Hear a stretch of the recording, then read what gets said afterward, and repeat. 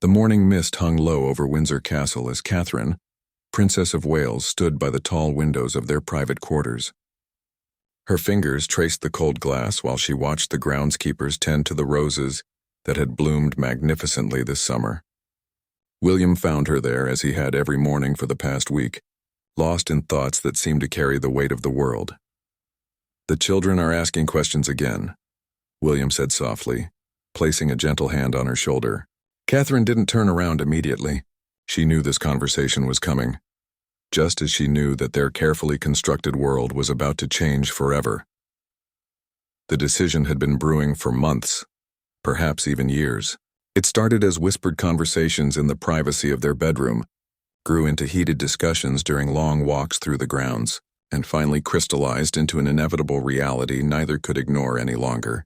The constant scrutiny, the relentless pressure, and most importantly, the toll it was taking on their children had become unbearable. George, at 15, had started asking why photographers followed him to school. Charlotte, now 13, had become withdrawn after seeing cruel comments about her appearance online. And little Louis, just 11, had innocently asked his father why people seemed angry when they saw their family on television. These moments had cut deeper than any tabloid headline ever could. Catherine finally turned from the window, her eyes reflecting the same pain William felt in his chest. "I've been thinking about what your grandmother said," she whispered. Queen Elizabeth, in one of her final conversations with them, had spoken about duty versus family, about the impossible choices that came with the crown. She had lived her entire life for the monarchy, but she had also watched her children struggle under its weight. The catalyst had come 3 weeks earlier, during what should have been a routine charity visit. A photographer had pushed past security to get closer to Charlotte, causing her to stumble and fall. The image of their daughter's frightened face had been plastered across every newspaper, with headlines questioning whether she was clumsy like her great-aunt. That night, Catherine had found Charlotte crying in her room, asking if she could just be a normal teenager. William remembered the exact moment he knew their path forward. He had been tucking Louis into bed when his youngest son looked up at him with those innocent blue eyes and asked, "Daddy, do you ever wish we could just be a regular family?" The question had hit him like a physical blow, because the honest answer was yes. Every single day, the weight of their decision wasn't lost on either of them. They understood the constitutional implications, the media firestorm that would follow, and the disappointment they would face from those who believed the monarchy was sacred and unchangeable. But they also understood that they were parents first, and their children deserved a chance at normalcy that seemed increasingly impossible within the confines of royal life. King Charles had been surprisingly understanding when they finally requested a private audience. Perhaps his own struggles as a father had given him insight into their dilemma. "I cannot say I approve," he had said carefully, "but I cannot say I don't understand." The conversation had lasted 3 hours, filled with tears, arguments, and eventually, a reluctant acceptance. The Queen Consort Camilla had been more direct. "You're breaking his heart," she had told Catherine bluntly, "but perhaps that's what needs to happen for him to finally understand that the monarchy must evolve or die." Her words had stung, but they carried a truth that couldn't be ignored. The logistics of their departure were overwhelmingly complex. Royal protection officers had to be reassigned. Properties needed to be returned to the Crown estate. Most challenging of all, they had to figure out how to explain to the public why the future king and queen were stepping away from their roles. Their staff had been quietly informed 2 days earlier. Some had taken the news with professional stoicism, while others had broken down in tears. Mrs. Henderson, who had worked for the family since George was born, had simply hugged Catherine and whispered, "You're doing the right thing, Your Royal Highness. Your babies need their mother more than the country needs its future queen." The children's reactions had been mixed and heartbreaking. George, old enough to understand the magnitude of their decision, had initially been angry. "You're giving up everything Granny worked for," he had accused his father. But later that night he had knocked on their bedroom door and admitted he was relieved. Charlotte had simply asked if it meant she could go to university like a normal person. Louis had wanted to know if they could get a dog now, that they wouldn't have to worry about royal protocols. Catherine walked to her dressing table and picked up a small framed photograph of the late Queen Elizabeth. "She always said the monarchy would adapt to survive," she said to William. Perhaps this is how it adapts. Perhaps stepping away is sometimes the greatest service we can provide. William joined her at the dressing table, looking at his own reflection in the antique mirror that had witnessed generations of royal preparations. "The statement goes out tomorrow morning," he said. "After that, there's no going back." They had crafted their announcement carefully, with help from constitutional experts and PR specialists.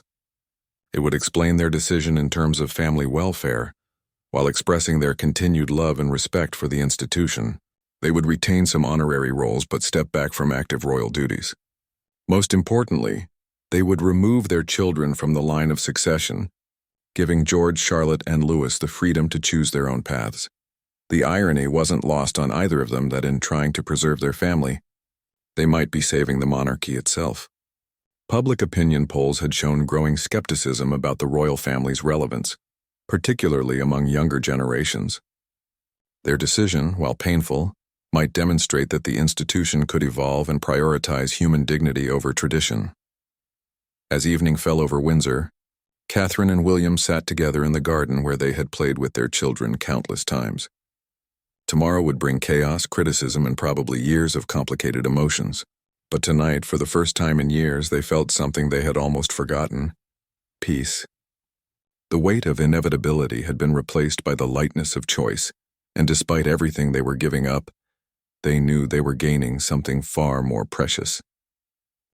The statement was released at exactly 9 o'clock on a Tuesday morning, time to catch the breakfast news cycle but avoid the worst of the tabloid frenzy that would surely follow.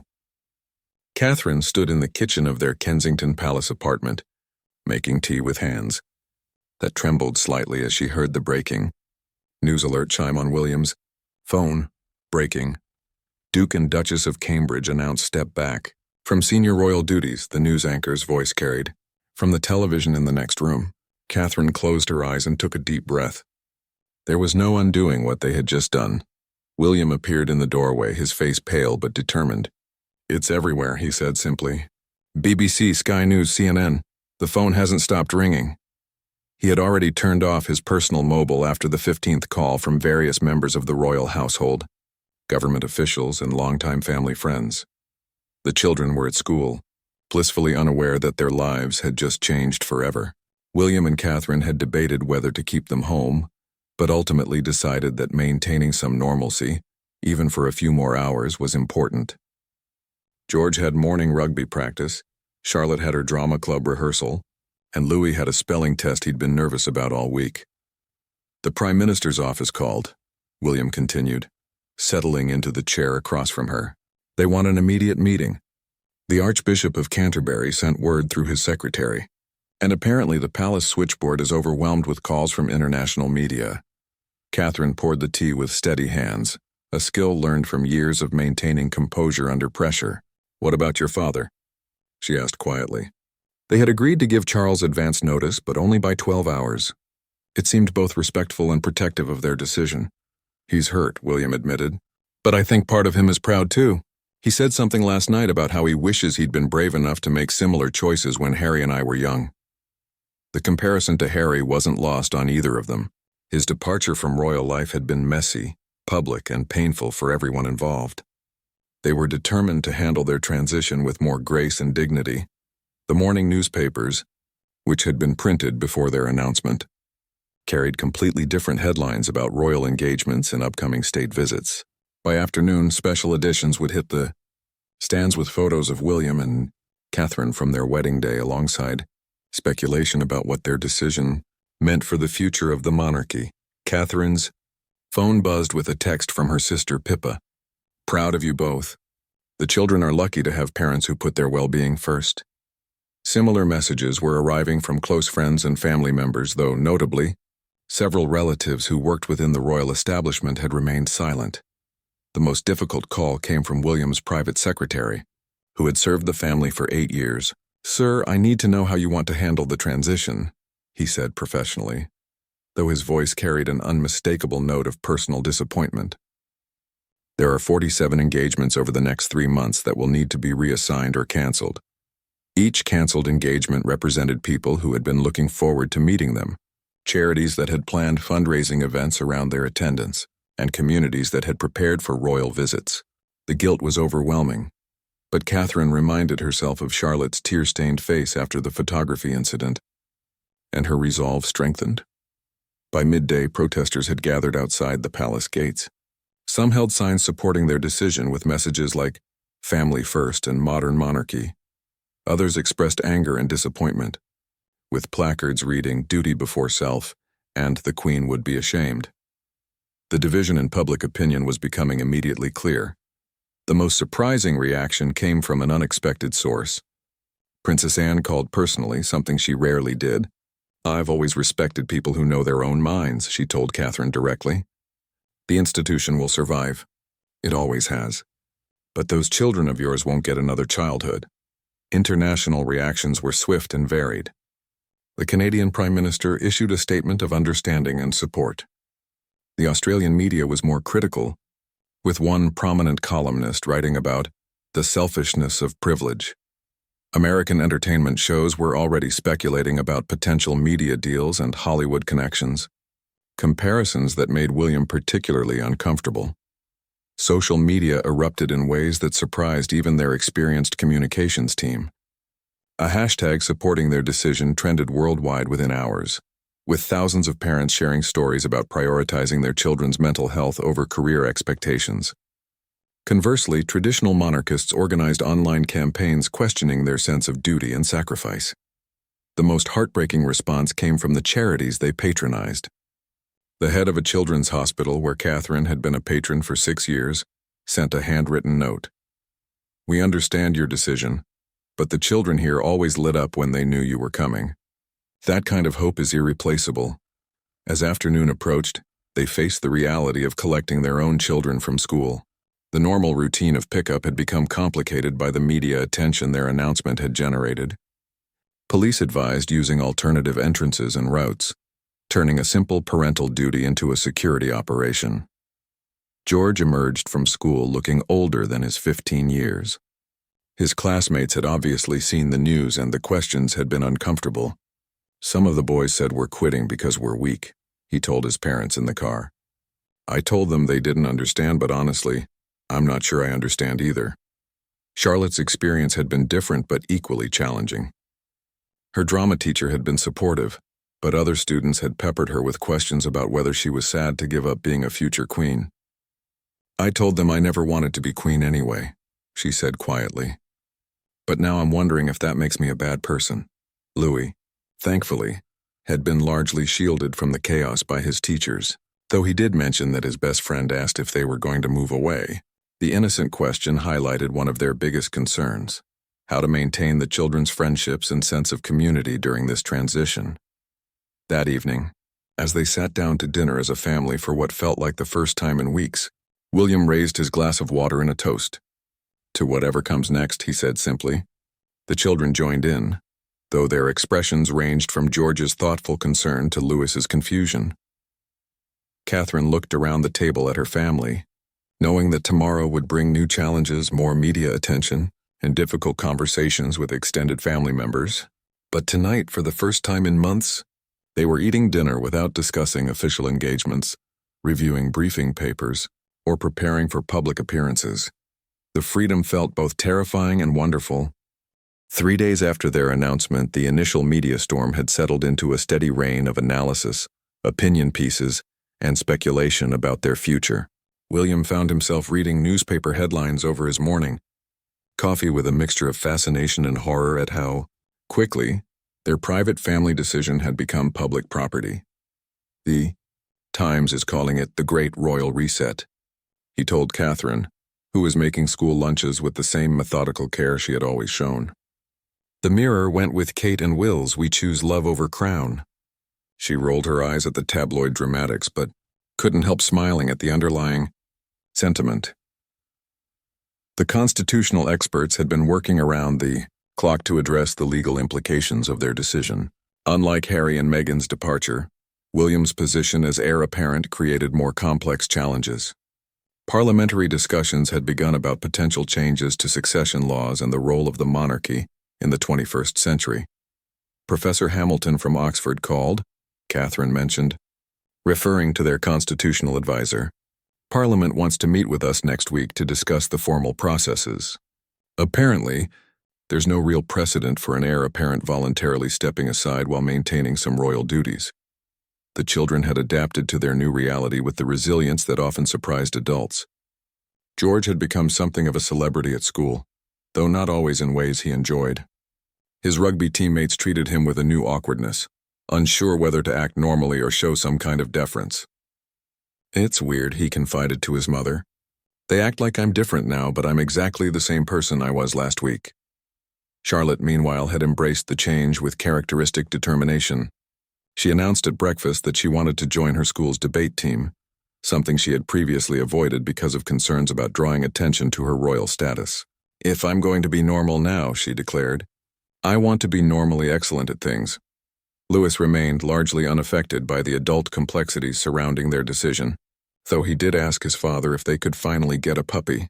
"Royal protocol says we can't have pets that might create security concerns," he explained to his parents. "But we're not really royal anymore, right?" The innocent question highlighted how much their children had absorbed about royal restrictions.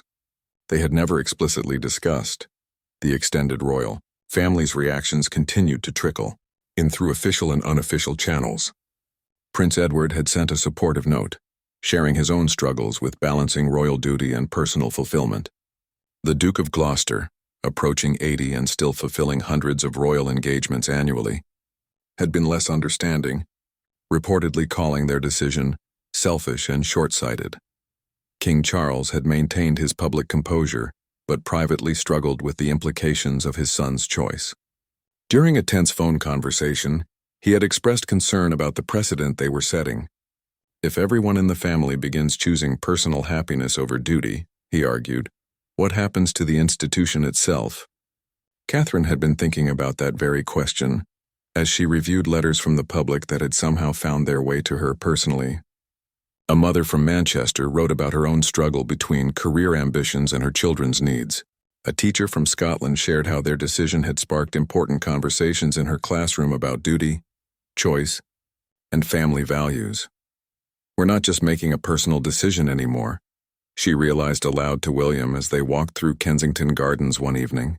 "We're becoming a symbol of something larger. People are using our choice to examine their own lives." The international media attention had been both overwhelming and enlightening. French newspapers praised their decision as thoroughly modern, while German publications focused on the constitutional implications for other European monarchies. American talk shows had turned their story into entertainment, with celebrity commentators debating everything from their parenting choices to their fashion decisions during recent public appearances. Most surprisingly, several other royal houses across Europe had quietly reached out through diplomatic channels. The Swedish royal family, known for their more relaxed approach to protocol, sent a private message of support. A Norwegian prince who had previously given up his royal titles for love shared his own experiences and offered practical advice about navigating life after royalty. The practical aspects of their transition were proving more complex than anticipated. Their protection officers needed reassignment, but several had requested to remain with the family if possible, viewing their role as protecting individuals rather than just royal personas. Staff members faced uncertain futures as household positions were eliminated or consolidated. Their charitable work required the most delicate handling. Catherine had spent years building relationships with organizations supporting early childhood development, mental health awareness, and addiction recovery. Simply walking away would leave vulnerable communities without a high-profile advocate. But maintaining those roles would contradict their desire to step back from public life. "What if we found a different way to help?" Catherine suggested during one of their evening planning sessions. "Less formal, more direct. We could work with these organizations behind the scenes without the media attention and official protocols." William was intrigued by the possibility. "Like your work with the photography project last year," he said, referring to a community initiative Catherine had supported privately, without any official royal connection. "You had more impact in one afternoon than most official visits accomplish." The legal team had presented them with several options for their future status. They could maintain minor ceremonial roles while living as private citizens. They could retain some patronages but step back from state functions. Most appealingly, They could create an entirely new model of post-royal service, focusing on specific causes without the constraints of traditional royal protocols. Each option came with trade-offs that kept them awake at night. Complete privacy would mean abandoning people and causes that had counted on their support. Partial royal status would mean continued scrutiny and protocol restrictions. Creating something entirely new would mean venturing into uncharted territory with no guarantee of success. The children had begun weighing in on these discussions with insights that surprised their parents. George suggested they could use their experience and connections to help other families facing difficult transitions. Charlotte proposed creating educational programs about mental health for teenagers. Even Louis contributed ideas about how to help other children whose families were different from their peers. As William tucked Louis into bed one evening, his youngest son looked up at him with serious eyes and said, "Daddy, I think we're going to be okay." The simple confidence in that statement, coming from someone who had never known life outside the royal bubble, gave William hope that they had indeed made the right choice. Catherine stood in the doorway, watching the tender moment between father and son, and felt something she hadn't experienced in years: genuine excitement about the future. For the first time since their wedding day, their path forward was uncertain but entirely their own to choose. 2 weeks had passed since their announcement, and the family found themselves in the strange position of living in a world that looked exactly the same but felt completely different. Catherine stood in what had been her official office at Kensington Palace, watching staff members carefully pack away years of correspondence, photographs, and mementos from hundreds of royal engagements. "Your Royal Highness," her longtime private secretary began, then caught herself. "I mean Catherine." The adjustment to informal address was proving difficult for everyone, including Catherine herself. The final patron letters have been sent out. Most of the organizations have expressed understanding and gratitude for your years of service. Catherine picked up a small pottery bowl made by children at a hospital she had visited regularly. The imperfect glazing and uneven shape made it more precious than any official gift she had ever received. "What will happen to the mental health initiative we launched last year?" she asked, though she already knew the answer would be complicated. The transition away from royal duties was revealing just how deeply embedded they had become in Britain's charitable and social fabric. Catherine's early childhood development work had influenced government policy. William's homelessness advocacy had brought attention and funding to organizations that desperately needed both. Their departure would leave gaps that couldn't easily be filled. Meanwhile, William was dealing with his own emotional challenges as he prepared to hand over his role as president of the Football Association. The position had allowed him to combine his genuine love of sport with meaningful community outreach. Telling young players that he wouldn't be presenting trophies anymore had been harder than expected. "The kids at the academy yesterday asked if I'd still come watch their matches," he told Catherine that evening. "I wanted to say yes, but the logistics of private citizens attending public events are apparently quite complicated." The reality of losing their platform for informal, meaningful connections with ordinary people was hitting them both harder than anticipated.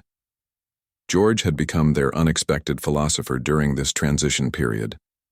At 15, he possessed a clarity about their situation that sometimes surpassed his parents' understanding. "You know what's interesting?" he said during one of their family dinners. "Everyone keeps asking what we're giving up, but no one asks what we might gain."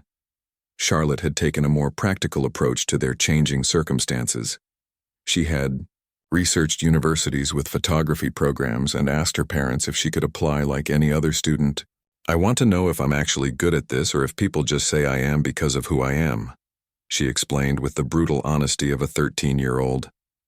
Louis, meanwhile, had started a campaign for the previously forbidden family dog with renewed vigor. "Now that we're normal," he announced, "we can have a normal pet." His persistent logic was wearing down his parents' resistance, and Catherine had secretly begun researching dog breeds suitable for their new lifestyle. The media attention had evolved from breaking news to long-form analysis. Documentary producers were already pitching programs about their decision. Publishers were rumored to be preparing substantial offers for their memoirs. Hollywood agents had somehow obtained their contact information and left messages about potential projects. "We need to be careful," William warned Catherine as they reviewed a stack of business propositions. Every choice we make now sets precedent for how former royals can conduct themselves. It's not just about us anymore. King Charles had gradually moved from hurt disappointment to practical concern about the monarchy's future. During a private family lunch, he had shared polling data showing that public support for the royal family was at a 20-year low among people under 30. Perhaps, he admitted reluctantly, your decision will force necessary conversations about modernization. The Queen Consort had been more direct in her assessment during a private conversation with Catherine. You've given Charles the greatest gift possible, she said. You've shown him that the monarchy must change or become irrelevant. He's finally listening to advisors who have been saying this for years. International reactions continued to provide insight into how their decision was being interpreted globally. The Dutch royal family, known for their relatively relaxed approach to protocol, had invited them for a private visit to discuss their experiences balancing royal duty with family life. Several former European royals had reached out to share their own stories of life after abdication or title renunciation. The most unexpected support came from an elderly woman who had worked as a cleaner at Buckingham Palace for 30 years. She had somehow obtained Catherine's personal address and sent a handwritten note. Your children are lucky to have a mother who knows what matters most. The palace will survive without you, but your babies only get one childhood. Their legal team had finalized the framework for their new status. They would retain their Duke and Duchess titles but step back from all official royal duties. Their children would remain in the line of succession technically, but would be raised as private citizens with the understanding that they could choose their own paths as adults. Most importantly, they would be financially independent, though the transition period would require careful management. The practical challenges of this independence were becoming clear.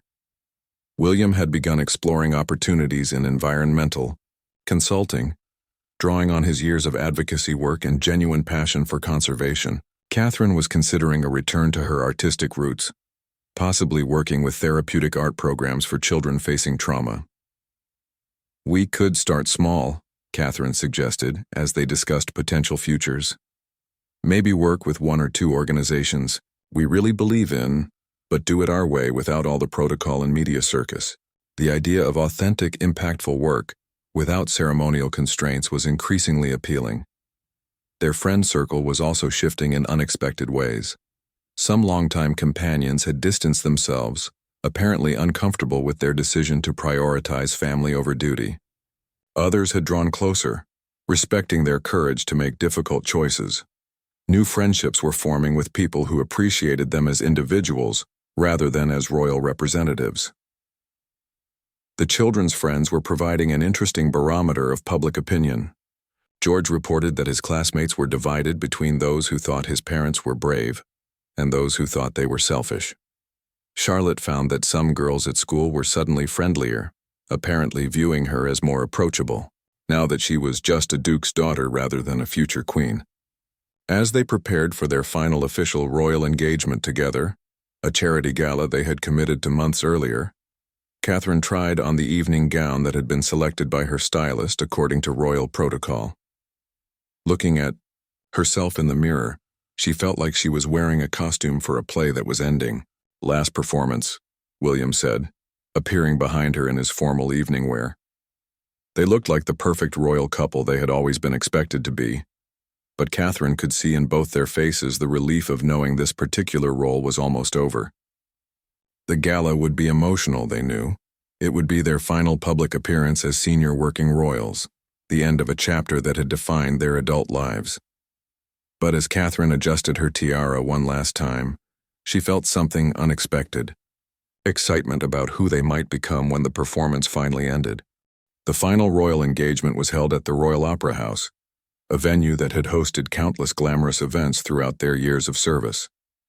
As their car approached through the familiar choreography of security barriers and red carpets, Catherine felt the strange sensation of participating in a ritual for the last time, while everyone around them performed it as if nothing had changed.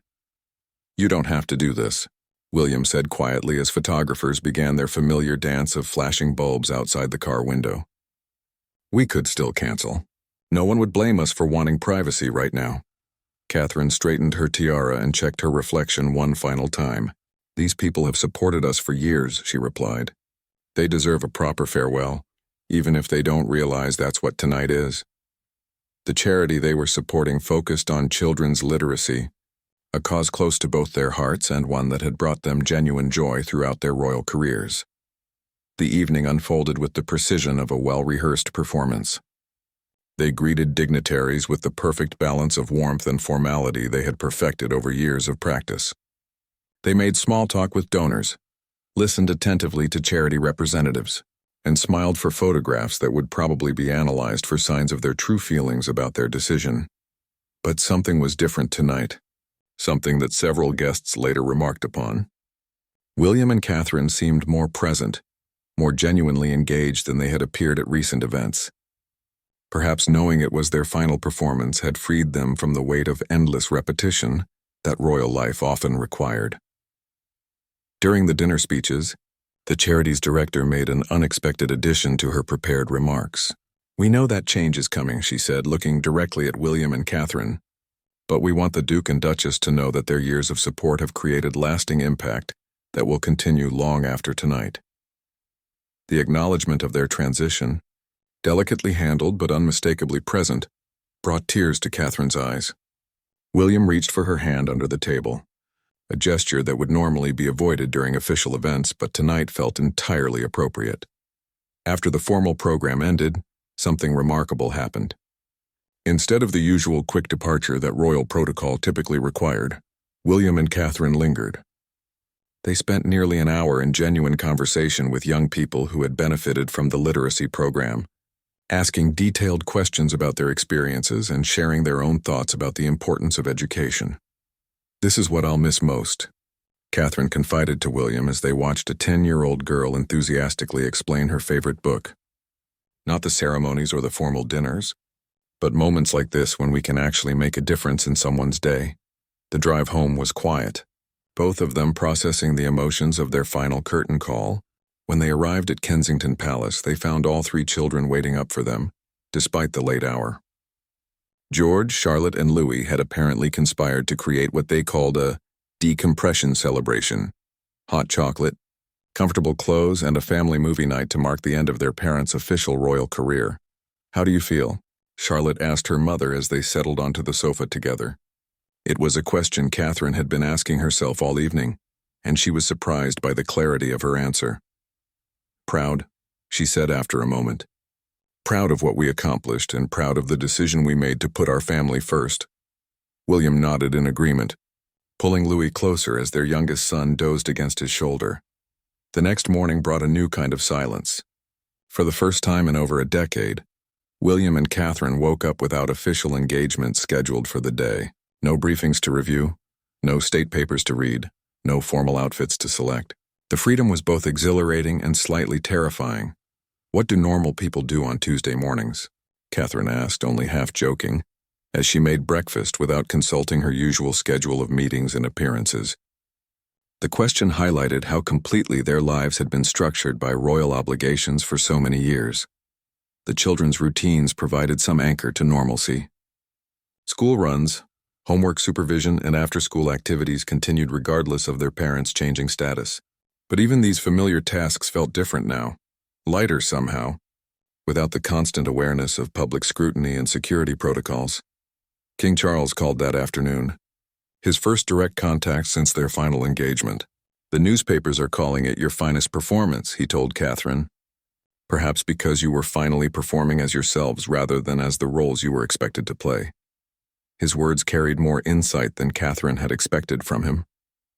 Throughout their years of service, they had indeed been performing constantly, not dishonestly, but with the careful control that public life required. Last night, knowing it was their final bow, they had allowed more of their authentic selves to show through. The media response to their farewell appearance had been overwhelmingly positive, even from publications that had been critical of their decision to step back. Editorial writers praised their grace under pressure and their obvious genuine care for the causes they had supported. Several columnists noted that they had seemed more royal than ever during their final official engagement. William spent the day fielding calls from various organizations, some offering partnerships for future projects, others simply expressing gratitude for their years of service. The overwhelming message was clear. Stepping back from official royal duties didn't mean their ability to make a positive impact had ended. "We could actually have more influence now," he suggested to Catherine as they reviewed some of the proposals. "Without the constraints of royal neutrality and protocol, we could take stronger positions on issues we care about." Catherine was intrigued by this possibility. Her work on early childhood development had often been hampered by the need to remain politically neutral, even when she had strong opinions about policy changes that could help vulnerable families. As a private citizen, she would be free to advocate more directly for the changes she believed were necessary. That evening, as they put the children to bed in what would soon no longer be their royal residence, each family member seemed to be processing the transition in their own way. George asked thoughtful questions about what their new life might look like. Charlotte made plans for activities she had never been able to pursue because of security concerns. Louis simply asked if tomorrow they could finally go shopping for their new puppy. As William and Catherine prepared for bed themselves, they reflected on how much had changed in just a few weeks. The constant pressure they had lived with for so many years had lifted, replaced by uncertainty but also possibility. They were no longer the future king and queen, but they were still themselves, parents, partners, and people who cared deeply about making a positive difference in the world. "No regrets?" William asked, echoing a question they had asked each other repeatedly throughout this process. Catherine looked around their bedroom, which would soon be vacated for the next generation of royals to occupy. "Only that we didn't do this sooner," she replied. "Our children deserve parents who chose them first, and we finally have the chance to be exactly that." Outside their window, London continued its ancient rhythms. Largely unaware that history had quietly shifted course in a Kensington Palace apartment where a family had finally chosen love over duty and found peace in that choice. 6 months had passed since William and Catherine had made their announcement that changed everything. As autumn painted the trees around their new home in Norfolk, Catherine stood in a kitchen that was entirely her own. No staff, no protocols, just a mother making lunch for her family on a Saturday afternoon. The transition had been more complex than anyone anticipated, but also more rewarding. They had moved to Anmer Hall permanently, the Georgian country house that had always felt more like home than any palace. Here the children could ride their bikes without security escorts, walk to the village shop and invite friends over without extensive background checks. George had adapted remarkably well to his new freedom. At 16 now, he had joined the local rugby team and was excelling in ways that had nothing to do with his former royal status. His teammates knew who he was, of course, but treated him with the casual irreverence that teenage boys showed each other. "They make fun of me for bringing fancy sandwiches to practice," he told his mother with genuine delight. "It's brilliant." Charlotte had thrown herself into photography with the passion Catherine remembered from her own artistic pursuits years earlier. Without the constraints of royal image management, she was free to experiment, fail, and discover her own creative voice. She had even won a local photography competition under a pseudonym, proving to herself that her talent was genuine rather than simply acknowledged because of her position. Louis had finally gotten his puppy, a golden retriever named Biscuit, who had become the family's most beloved member. The dog represented everything their new life offered: spontaneity, mess, unconditional love, and the simple joy of making decisions based on what made them happy, rather than what was expected. William had found his footing as an environmental consultant, working with organizations that had previously been off-limits due to their political positions. His years of royal environmental advocacy had given him credibility and contacts, but now he could speak with the passionate conviction that royal neutrality had never allowed. "I can finally say what I really think about climate policy," he told Catherine after a particularly satisfying day of testimony before a parliamentary committee. Catherine had established a small therapeutic art program for children in local schools, working directly with young people who had experienced trauma or family disruption. The work was harder than anything she had done as a royal patron, more hands-on, more emotionally demanding, but also more fulfilling. "These kids don't care that I used to be a duchess," she observed. "They just know I show up consistently and listen to them. The media attention had gradually shifted from intense scrutiny to occasional interest. Photographers still appeared when they attended public events, but the constant surveillance had largely ended. The children could have bad hair days, wear ordinary clothes, and display normal teenage emotions without generating headlines. Most surprisingly, their relationship with the remaining royal family had improved over time. King Charles, initially hurt by their decision, had begun to appreciate the breathing room their departure had created. The monarchy could focus on its core functions while William and Catherine demonstrated that royal training could be applied to meaningful work outside the institution. Princess Anne had become an unexpected ally, visiting them regularly and often staying for dinner. "You've done what I always wished I could do," she admitted to Catherine during one such visit. "You've shown that royal service doesn't have to mean royal sacrifice of family life." The public response had evolved in fascinating ways. Initial criticism had given way to grudging respect, as people watched them build genuinely productive lives. Their Christmas card, a simple family photo taken by Charlotte in their garden, had gone viral not because of royal glamour but because of its obvious authenticity and joy. "Get letters from parents all over the world," Catherine told William as they sorted through their mail one evening. Unlike their royal correspondence, these letters came directly to them and required personal responses. People saying we gave them permission to prioritize their families, to make difficult choices that put their children's well-being first. Their decision had indeed sparked broader conversations about duty versus family, tradition versus progress, and the price of public service. University courses analyzed their choice as a case study in modern leadership. Marriage counselors referenced their example when working with couples struggling to balance career pressures with family needs. The financial transition had been managed successfully, though it required adjustments they hadn't anticipated. Without royal funding, they had learned to budget, comparison shop, and make practical decisions about everything from household staff to family vacations. The experience had been both humbling and liberating. "I actually enjoy grocery shopping," Catherine confessed to her sister Pippa during one of their regular phone calls. "There's something satisfying about choosing what we want, rather than having everything managed for us." She had discovered small pleasures in domestic autonomy that years of royal privilege had made impossible. The children's friends often gathered at Anmer Hall now, drawn by the relaxed atmosphere and Catherine's genuine interest in their lives. The house filled with teenage laughter, pick-up football games, and the controlled chaos of young people who felt genuinely welcome. "It's like we're running an unofficial community center," William observed, but he said it with satisfaction rather than complaint. As their first Christmas as private citizens approached, the family reflected on how much had changed and how much had stayed the same. They were still the same people who had made that difficult decision months earlier, but they were finally free to be those people without performance or pretense. On Christmas Eve, as they attended midnight service at their local church, Catherine looked around at her family in the front pew, not because of rank or protocol, but simply because they had arrived early. George was harmonizing quietly with the hymns. Charlotte was sketching the stained glass windows in her notebook, and Louis was trying not to let Biscuit's leash tangle with other parishioners. William reached for her hand during the final carol, and Catherine felt a peace she hadn't experienced since their wedding day. They had given up a crown, but they had gained something infinitely more precious: the freedom to choose love, authenticity, and family above all else. As they walked home through the village under stars that seemed brighter than any palace chandelier, Catherine realized that their story wasn't really about leaving royalty behind.